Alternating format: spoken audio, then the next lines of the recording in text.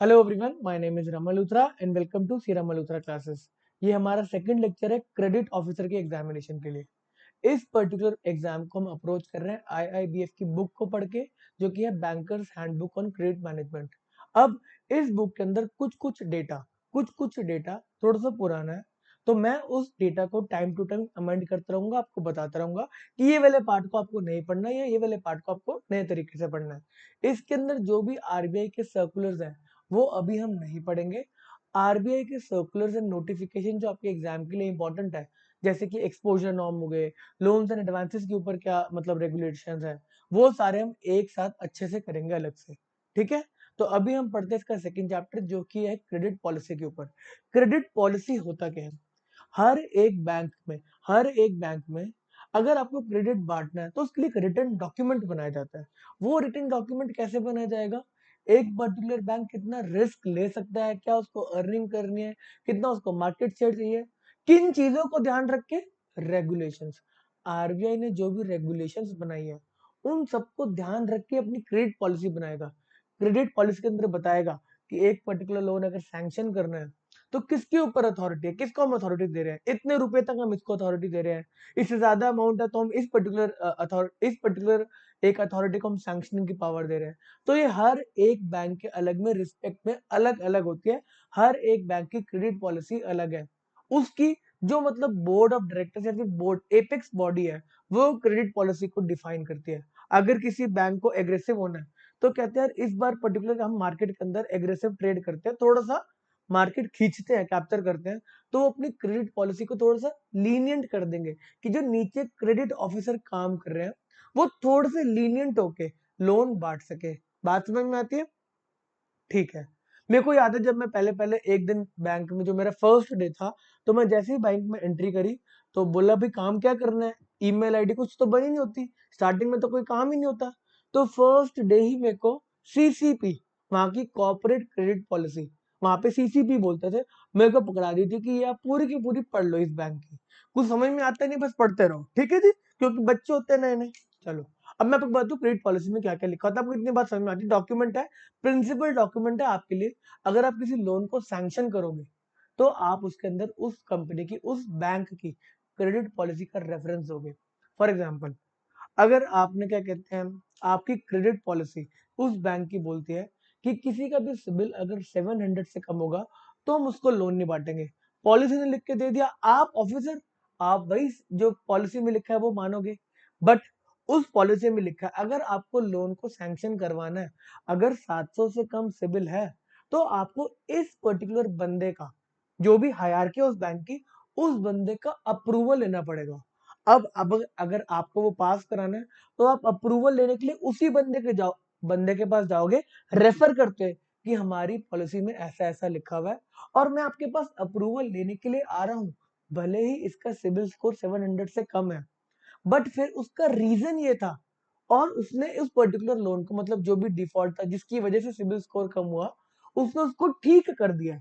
क्या रीजंस के साथ में उस पर्टिकुलर अथॉरिटी के पास जाके अप्रूवल मांगूंगा। बात समझ में आती है? तो आपकी क्रेडिट पॉलिसी के अंदर अप्रूवल्स का क्राइटेरिया, अप्रेजल कैसे करना है, असेसमेंट कैसे करना है, वो लिखा होता है। सैंक्शनिंग अथॉरिटी क्या होगी, कंट्रोलिंग अथॉरिटी क्या होगी, किसके साइन चलेंगे। बात समझ में आती है? तो पढ़ते हैं। थ्योरेटिकल लेक्चर है, आपके एग्जाम में इसके ऊपर कोई क्वेश्चन आने वाला चांसेस कम है, बट फिर भी आप अगर बैठ रहे हो किसी क्या कहते हैं एग्जाम में, तो आप पूरा सिलेबस पढ़ के बैठोगे। इसलिए हम इस छोटे से लेक्चर को यहाँ पे पढ़ने हैं। हार्डली 10-15 मिनट में हमें क्रेडिट पॉलिसी को समझा देंगे क्या होता है। पढ़ते हैं जी क्या होता है। The credit policy, also refer to as loan policy of a bank, is generally aimed at accomplishing its mission, commitment to excellence in customer service, फालतू की बात, to shareholder, stakeholder. मोटी मोटी बात, बैंक बोर्ड, जो apex body होती है किसी बैंक में, वो बताती है कि क्रेडिट पॉलिसी क्या होगी, वो डिवाइस करती है। अब जो क्रेडिट पॉलिसी बनेगी वो रेगुलेटरी नॉर्म्स को ध्यान रख के ही बनेगी, कि कोई बैंक अपना थोड़ा ना रेगुलेशन अलग ही बना देगा, फॉलो तो उसको आरबीआई की बात ही करनी पड़ेगी। ठीक है, अब उसके अंदर अगर आरबीआई ने फॉर एग्जांपल कोई रिस्ट्रिक्शन लगा दी, अब बैंक के ऊपर डिपेंड करता है कि वो उस रिस्ट्रिक्शन को उसी लेवल तक लेके जाएगी या और भी हार्श कर देगी अपने बैंक के लिए, कि हमारा बैंक और भी परफेक्ट है, हमारा बैंक रिस्की एक्सपोजर नहीं लेता। वो आपके बैंक का बोर्ड डिसाइड करेगा। ठीक है। In order that all the officers and department, आप क्रेडिट ऑफिसर, आपको ध्यान रखना है, फॉलो एप्रोप्रिएट गाइडलाइंस, जो भी गाइडलाइंस दी गई है, जो सीसीपी बन रही है वो रेगुलेटरी नॉर्म्स को देख के बनेगी, हर एक चीज का ध्यान रख के बनेगी। तो उन्होंने बोला है कि जो हमारे ऑफिसर्स हैं एंड डिपार्टमेंट है लोन देने वाले, वो ध्यान रखें इन गाइडलाइंस का and take correct decision such that bank is able to comply with the regulatory standards.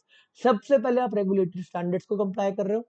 Internally अगर आपके बैंक ने कुछ रिस्क प्रोफाइल सेट कर रहे हैं कि हमें रिस्क नहीं चाहिए या हम ज्यादा रिस्क लेना चाहते हैं, हम अपनी मार्केट को पेनिट्रेट करना चाहते हैं, मार्केट हम खींचना चाहते हैं, डिपेंड करता है आपके बैंक के ऊपर। Maintain a quality of credit portfolio, जो आपकी सीसीपी, जो आपकी क्रेडिट पॉलिसी बनेगी, वो किस लिए बना रहे हो, ताकि आपके डिफॉल्ट रिस्क कम हो। तो आप क्रेडिट पोर्टफोलियो बताते हो कि ऐसा ऐसा आपको डिवाइस करना है, इन इन इंडस्ट्री में आपको एक्सपोजर बांटना है। और मेन बात, क्रेडिट पॉलिसी हमेशा प्रॉफिटेबिलिटी को डिफाइन करेगी। कैसे? क्रेडिट पॉलिसी के अंदर लिखा होता है अगर आपको लोन बांटने हैं तो आप इतने परसेंट प्रीमियम से कम नहीं बांटोगे। हमने लास्ट क्लास में पढ़ा था कि MCLR, marginal cost of fund based lending rate के ऊपर आपका लोन जाते हैं और उसके ऊपर कुछ प्रीमियम्स चार्ज होते हैं।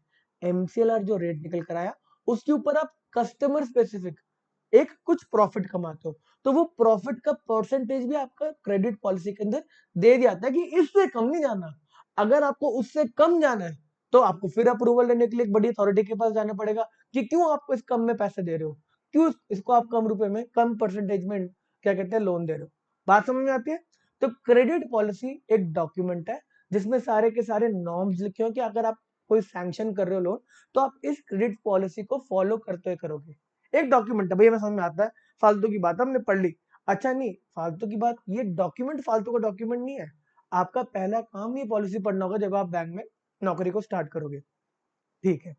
The main objective of credit policy is to maintain healthy balance. किसका ध्यान रखेगा?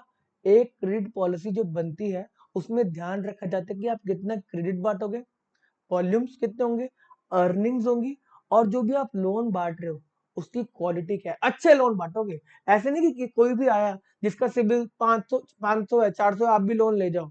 तो वो क्रेडिट पॉलिसी बनती इसीलिए है कि वो एसेट क्वालिटी पे ध्यान रख सके, अर्निंग बताएगा आपको इतना परसेंटेज मिनिमम चार्ज करना है, और क्रेडिट वॉल्यूम कि कितने अमाउंट तक का लोन आप बांट सकते हो, कितना कितना आपको क्या कहते हैं पावर दी गई है। ठीक है। The main purpose of this return credit policy, अब ये क्रेडिट पॉलिसी रिटर्न होती है और सर्कुलेट हो जाती है, टाइम टू टाइम ये अपडेट भी होती रहती है, बट जनरली एक साल की एक ही क्रेडिट पॉलिसी होती है। बीच में अगर कोई रेगुलेटरी अपडेट आ जाता है तो इस क्रेडिट पॉलिसी को अपडेट किया जाता है, नहीं तो एक साल का स्टैंड पहले ही ले लिया जाता है। The main purpose of return credit policy is to ensure that bank operates within the risk tolerance limit. जो भी हमारा रिस्क टॉलरेंस, बैंक ने जितना रिस्क स्पेसिफाई कर दिया आप उसी के अंदर काम करोगे। क्रेडिट पॉलिसी इसलिए लिखी हुई जाती है, इसलिए हम लिख के रख देते हैं। ठीक है। Contents of a credit policy, critical topic हम फटाफट कंप्लीट करेंगे। सबसे पहले पर्पस एंड कंटेंट। कोई भी क्रेडिट पॉलिसी बनेगी तो उसके अंदर पर्पस बता दिया जाएगा। ये कैसे पर्पस निकलता है, पिछली बार बैंक ने कितना पैसा कमाया, कैसे काम किया, उसको देखते हुए हमें इस बार कैसे काम करना है, वो सारा पर्पस क्रेडिट पॉलिसी के अंदर पहले कंटेंट में बता दिया जाएगा। ऑब्जेक्टिव स्टेटमेंट, कोई भी क्रेडिट पॉलिसी बनेगी उसका मेन फोकस किस बातों में होगा कि आप एसेट क्वालिटी को मेंटेन करो, एसेट्स को बढ़ाओ। बैंक के लिए असेट क्या है, जो वो लोन बांट रहा है। ठीक है। मेंटेन रीजनेबल रिस्क, जो भी आप क्रेडिट एक्सपोजर ले रहे हो उसके अंदर आपको कैसे रिस्क को मेंटेन करना है, रीजनेबल रखना है उसको। अचीविंग और रिटेनिंग मार्केट शेयर, कितना मार्केट शेयर आपको लेके जाना है उसके अंदर। पॉलिसी बताते हैं कि हमें नॉर्थ के अंदर इतना मार्केट शेयर एंड तक लेके जाना है। एक तरह के टारगेट ही हो गए मोटे मोटे, अपने विजन स्टेटमेंट दे देती है। लेंडिंग टू प्राइवेट सेक्टर कितनी होनी चाहिए, stipulated proportion of share, fund base कितना होना चाहिए, नॉन फंड बेस कितना होना चाहिए, मिड कॉर्पोरेट को कितना होना चाहिए, रिटेल में कितना होना चाहिए। सारा ये थ्योरेटिकल है, आपको इसके नोट्स मेरे एप्लीकेशन में मिल जाएंगे। Lending authority and responsibility, CCP जो भी आपकी क्रेडिट पॉलिसी होता है उसके अंदर लिख दिया जाता है कि एक पर्टिकुलर लोन का एक्सपोजर किसी भी अमाउंट का, 2 करोड़, 5 करोड़, 10 करोड़, उसके लिए लेंडिंग अथॉरिटी कौन है, किसके साइन चलेंगे, कौन अप्रूव करेगा, उस पर्टिकुलर क्रेडिट पॉलिसी में मेंशन किया जाता है। उधर से देख के ही आपके पास अप्रूवल लेने के लिए लोग आते हैं। Lending authority apart from according sense, आप सेंशन तो अकॉर्ड करोगे ही, और भी आपकी रिस्पॉन्सिबिलिटीज होती है अप्रूवल, जो आपके नीचे काम कर रहे हैं वो ठीक कर रहे नहीं कर रहे आप उनके ऊपर चेक रखोगे। ऐसे ही जो लेंडिंग अथॉरिटी है उसके ऊपर एक और अथॉरिटी होती है। आपने सैंक्शन कर दिया, बात ठीक है, आपने कहा ओके ये लोन 2 करोड़ रुपए का बांट दो, बट आपके ऊपर भी एक चेक रखा जाता है, आपसे एक अथॉरिटी जो ऊपर होगी, एक लेवल जो ऊपर होगी। जैसे फॉर एग्जांपल आपके पास कितने की लिमिट थी, 2 करोड़ सैंक्शन करने के लिए, आपसे एक और बड़ी अथॉरिटी है जो 5 करोड़ तक सैंक्शन करती है, और 5 करोड़ से ऊपर एक और अथॉरिटी है जिसके ऊपर थोड़े से बड़े एक्सपोजर ले सकते हैं। अब जब आपने 2 करोड़ का लोन सैंक्शन कर दिया, आपके ऊपर की अथॉरिटी जिसको 5 करोड़ रुपए तक लोन सैंक्शन करने की पावर है, वो आपकी कंट्रोलिंग अथॉरिटी बन जाएगी। आपके ऊपर देख लेगी जो जो आपने 2 करोड़ के लोन सैंक्शन किए उसमें आपने क्रेडिट पॉलिसी को फॉलो किया कि नहीं किया। ऐसे ही जो 5 करोड़ के लोन सैंक्शन करते हैं उनकी कंट्रोलिंग अथॉरिटी उसका एक ऊपर लेवल हो जाएगा। बात समझ में आती है? ठीक है। अब सीसीपी जो भी आपकी क्रेडिट पॉलिसी होगी उसके अंदर साइन ऑफ के प्रोविजंस दे रखे होंगे कि किस किस को साइन करना है, किस जिसने भी, अगर आप ये साइन ऑफ क्यों करना है, आप भी साइन करोगे, आप जाते ही इमीडिएटली साइन नहीं करोगे, आपको कुछ टाइम का पीरियड दे दिया जाएगा, जनरली 1 साल 2 साल। प्राइवेट बैंक में जाके साइन करना होता है, बट अगर आप पब्लिक बैंक में जाओगे तो आपको आपको 1-2 साल का टाइम दिया जाता है। उसके बाद आपके साइन चलने स्टार्ट होते हैं कि हाँ अब मैं ओनर्स ले सकता हूँ कि अगर पर्टिकुलर लोन में कोई दिक्कत आती है तो मेरे साइन लगे हुए हैं। साइन क्या प्रोवाइड करता है, एक एविडेंस प्रोवाइड करता है कि आपने अपनी सीसीपी और रेगुलेटरी नॉर्म को फॉलो करके इस लोन को सैंक्शन किया है। ठीक है, साइन ऑफ का मतलब ही है कि मैं साइन कर रहा हूं, मैंने पढ़ लिया, ठीक है सब ठीक है। अगर आप कोई डिनाइल करते हो, किसी ने आपसे लोन मांगा और आप डिनाइल कर देते हो, तो एक क्रेडिट पॉलिसी बता सकती है कि आपको रिटर्न में देना है नहीं देना, उसको बताना है कि हम क्यों डिनाई कर रहे हैं, उसका रीजन क्या है। ठीक है, ऐसा कोई स्टैट्यूटरी नॉर्म नहीं है कि अगर आपने मना कर दिया तो लिख के दो। जनरली अगर फाइल पीछे हट जाती है तो कोई लिखने का प्रोसीजर नहीं होता। ठीक है, पोर्टफोलियो कॉम्पोजिशन। पोर्टफोलियो कॉम्पोजिशन, अब जो भी आप पोर्टफोलियो मेंटेन करके चल रहे हो, पोर्टफोलियो मतलब अलग अलग इंडस्ट्री में आप क्या कहते हैं अपने एक्सपोजर्स को रखोगे। इसके लिए आरबीआई ने एक्सपोजर नॉर्म्स भी निकाले हुए हैं, उस नॉर्म्स को हम अलग से आरबीआई के सर्कुलर में कवर करेंगे। अपना डाइवर्सिफिकेशन के बारे में भी वो सीसीपी बताती है कि आपको किस किस इंडस्ट्री में कितना कितना लोन बांट के चलना है। ठीक है, टाइप्स ऑफ लोन, किस टाइप का लोन है, कोई टर्म लोन है, वर्किंग कैपिटल लोन है, उसके लिए क्या क्या चेक्स होंगे, वो सारे। मेन बात जो आती है एक पर्टिकुलर क्रेडिट पॉलिसी की, वो होते हैं इसके अप्रेजल स्टैंडर्ड्स। अब अप्रेजल स्टैंडर्ड्स क्या होते हैं, अप्रेजल मतलब आप असेसमेंट कर रहे हो। अब असेसमेंट करने के लिए उस पर्टिकुलर पॉलिसी में बता देंगे कि इतना इतना अगर आप वर्किंग कैपिटल दे रहे हो, इतना करंट रेशियो रखो। टर्म लोन दे रहे हो, टर्म लोन के लिए अगर आप बेसिक मोस्ट इंपॉर्टेंट अगर कोई रेशियो के बारे में बात करूं तो वह debt service coverage ratio. Debt service coverage ratio अगर आपको नहीं पता आप टेंशन मत लो, रेशियो एनालिसिस क्लास में इसका कंप्यूटेशन आपको सिखाया जाएगा। इसका मोटा मोटा मतलब होता है डेट सर्विस कवरेज रेशियो का कि जो भी आप कैश फ्लोज आपके पास आ रहे हैं, एक बिजनेस जितना कैश कमा रहा है, कैश निकाल रहा है बिजनेस करके, क्या वो सफिशिएंट है बैंक की इंस्टॉलमेंट और इंटरेस्ट देने के लिए, कितने टाइम्स होना चाहिए। अगर आप सोचो कि बैंक का इंटरेस्ट और इंस्टॉलमेंट मिला के 1 करोड़ रुपए बन रहा है, तो कंपनी मिनिमम कितना पैसा कमाना चाहिए, कितना कैश कमाना चाहिए। कोई कोई बैंक कहेगा नहीं नहीं कम से कम 2 टाइम्स तो होना चाहिए। आपके पास 2 करोड़ का कैश आ रहा है तो मैं आपको 1 करोड़ रुपए का एक्सपोजर दे सकता हूँ। समझ में आती है? तो डीएससीआर कि आपको हर साल में को अगर 1-1 करोड़ रुपए वापस करना है तो मिनिमम 2 करोड़ रुपए आपके पास आने चाहिए। क्या पता थोड़ा बहुत आगे जाके ऊपर नीचे हो जाए। तो मैं अपना रिस्क 2 टाइम्स से मिनिमम नहीं लेके जाऊंगा, 2 टाइम्स नीचे लेके नहीं जाऊंगा। मतलब 1 करोड़ रुपए अगर आपने आपको में देने हैं तो आपके प्रोजेक्टेड कैश फ्लोज जो आगे जाके होने वाले हैं वो 2 करोड़ के आसपास होने वाले होने चाहिए। बात समझ में आती है? तो ये अप्रेजल स्टैंडर्ड्स होते हैं। अप्रेजल मतलब असेसमेंट। असेसमेंट की बात स्टार्ट होती है जो बोरोवर है उसके कैरेक्टर से, कि जो आपसे पैसे लेके जा रहा है उसका मतलब इंटेंशन क्या है, उसका ट्रैक रिकॉर्ड कैसा है, उसने पहले अगर लोन ले रखा है तो कोई डिफॉल्ट तो नहीं किया। ऐसे ही जैसे आपके कोई भी डिफॉल्टर्स होंगे उनको आप लोन दोगे चाहे उनकी बैलेंस शीट बहुत अच्छी बनी हो, चाहे उनके फाइनेंशियल बहुत अच्छे हो, बट आप फिर भी कहोगे नहीं नहीं आपने पहले किसी के पैसे नहीं दिए, आप हमारे पैसे भी नहीं दोगे, हम आपको नहीं देंगे लोन। तो अप्रेजल स्टैंडर्ड्स को डिवाइड किया जाता है क्वालिटेटिव एंड क्वांटिटेटिव। क्वांटिटेटिव में आपके नंबर्स लिखे जाते हैं उस पर्टिकुलर पॉलिसी में नंबर्स लिखे जाते हैं कि अगर इससे घटिया नंबर्स होंगे, अगर करंट रेशियो की बात करो तो करंट रेशियो 1.33 से अगर कम होगी तो आपको वर्किंग कैपिटल को सैंक्शन नहीं करना। ये नंबर कैसे निकल कर आया वो भी बताऊंगा मैं। जनरली हम जब वर्किंग कैपिटल असेसमेंट के बारे में बात करेंगे तो वहां पे लिखा होता है कि आपको 25% मार्जिन मेंटेन करके चलना है। मार्जिन मतलब अगर वर्किंग कैपिटल की रिक्वायरमेंट 100 रुपए की है, 100 रुपए का लोन चाहिए, तो आपका क्या कहते हैं, आरबीआई अपने नॉर्म्स के थ्रू कहता है कि 25%, 25 रुपीज जो ओनर है वो लेके आएगा और बैंक मैक्सिमम 75% ही दे सकती है। बात समझ में आती है? तो इसीलिए वो उसी चीज को उठा के सीसीपी अपनी क्रेडिट पॉलिसी में लिख देते हैं कि आपका करंट रेशियो 1.33 से कम है। ये निकला कैसे, आप डिवाइड करके देख लो। 100 रुपीज डिवाइड बाय 75 करोगे ना, मैं बताता हूँ कैसे निकला ये।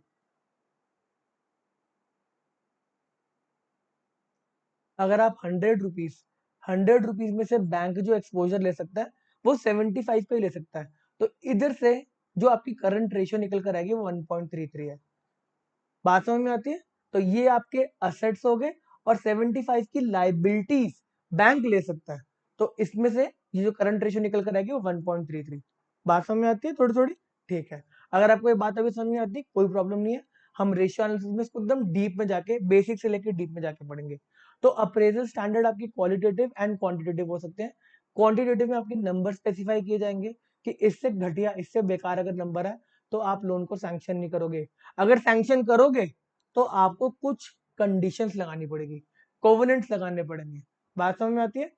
और क्वालिटेटिव क्या होता है कि आप इंडस्ट्री के बारे में पता करो कि जिस इंडस्ट्री में काम कर रहा है वो कैसे परफॉर्म करने वाली है।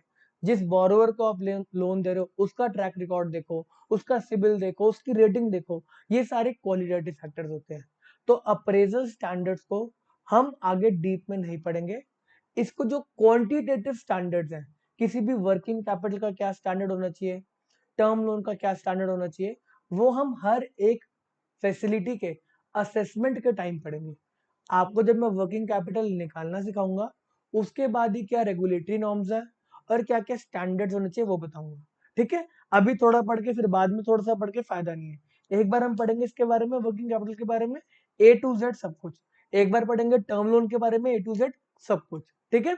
ऐसे अगर non fund based credit facility है, एलसीज कैसे दी जाती है, उनके ऊपर क्या नॉर्म्स है, बैंक गारंटीज कैसे दी जाती हैं, वो सारे के सारे हम अलग अलग हर एक पर्टिकुलर क्रेडिट फैसिलिटी के बारे में जब पढ़ेंगे उसमें डिस्कशन कर लिया जाएगा। तो ये बहुत ही क्या कहते हैं छोटा सा लेक्चर आपका, थ्योरेटिकल लेक्चर की क्रेडिट पॉलिसी क्या होती है। आपको अगर बेसिक नॉलेज होगा तो आप इंटरव्यू में इसका आंसर दे पाओगे। एग्जाम में इसके ऊपर क्वेश्चन आना थोड़ा सा मतलब कम चांसेस है।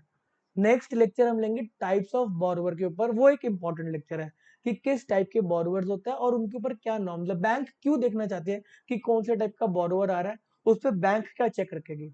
तो आज का लेक्चर, ये वाला लेक्चर यहीं पे समाप्त करते हैं। नेक्स्ट लेक्चर फटाफट आपको देंगे। Okay, bye bye.